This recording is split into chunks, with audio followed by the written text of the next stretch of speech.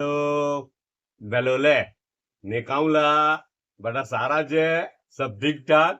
એ આજે ફ્રાઈડે છે હે ને. હવે પપ્પુએ શું કરેલ છે કે આજે બીજી શેડ્યુલમાં બી નાસ્તો તો મસ્ત બનાવીને મોકલેલો છે. સવારના પરમાં છે ને આલુ કઈ કાપતા ઉઠા મોટા મોટા ચીપ એ કરેલા ઉઠા ને પછી એને છે ને પેલું શું કે કપડામાં ઢાંકેલા ઉઠા ફેલાવેલા ઉઠા ને ઉપર નીચે કપડું ઢાંકેલું હતું.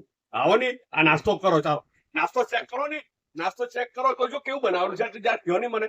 એ ફૂફુએ છે ને તો તે કપડામાં ઢાંકેલું હતું ને પછી એને શું કર્યું ખબર, કોર્નફ્લાવરમાં એને એ કર્યું, કોર્નફ્લાવરમાં રગડોળ્યું પેલું કહેવાય ને રગડોળેલું, અચ્છા એમાં રગડોળ્યું ને પછી એને ફ્રાય કર્યું અંદર કઈક મસાલો નાખીને. હવે ડીશનું નામ તો મને ખબર નથી. હાટે આ કઈ મસાલો બી મૂકેલો છે.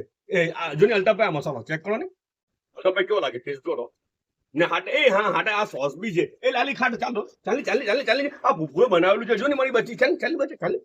હવે આલુ છે યાર પણ ખાવા તો સારો લાગ્યો, મને તો સારો લાગ્યો. અલ્ટાભાઈ કેવું લાગે છે? આવું લાગે છે પણ નામ કઈ ખબર નહીં મને. ટેસ્ટ બહુ જ મસ્ત છે. આ જાડી આ પોટેટો ચિપ્સ જ છે, જાડી છે ને સોફ્ટી છે, ક્રન્ચી એકદમ નથી, સોફ્ટી છે. આ ભૂપુને પછી પૂછા ને કેવા.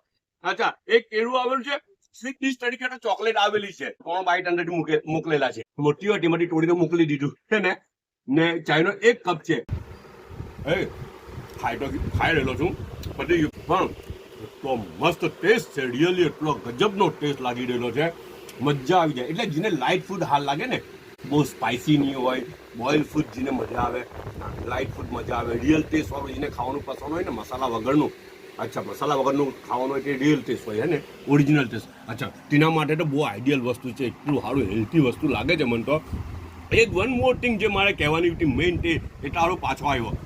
ફૂફુએ છે ને આ સ્કીન નથી કાઢેલી, જો એના છોણા નથી કાઢ્યા, છોણાના હાટે જ છે. અચ્છા અને છોણાના હાટે જ ખાઈ જવાનું. એ છે ને એમાં ફાઈબર્સ આવે, હેલ્થ માટે બહુ સારું છે, ડાયજેસ્ટિવ સિસ્ટમ માટે બી બહુ સારી વસ્તુ છે ને એમાં ન્યુટ્રિશન આવે અમુક જાતના, તો તે બહુ રેર ન્યુટ્રિશન હોય છે. એ કોઈ ડૉક્ટર આ વિડીયો જોઈ રહેલા હોય ને આપણને બધાને ગાઈડલાઈન કરે તો કેટલું સારું, બધાને ફાયદો થાય. ઓકે બધા પોતાનો ખ્યાલ કરજો, પાછા આરામથી મળજો.